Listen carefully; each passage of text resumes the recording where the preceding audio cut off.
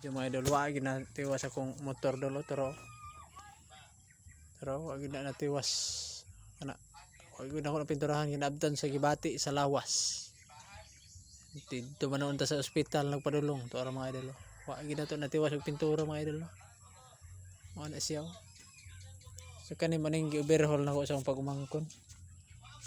Service ni pogi na.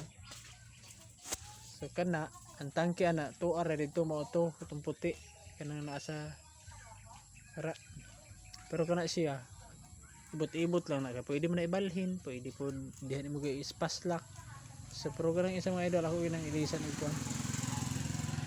Ilisan o tangke nga iyahang sarili. Mua na lang na yung tangking gamay. Kay gamay akong gusto itangke ng sports type. So kay na hospital pamantan nag-check up at mga idol no.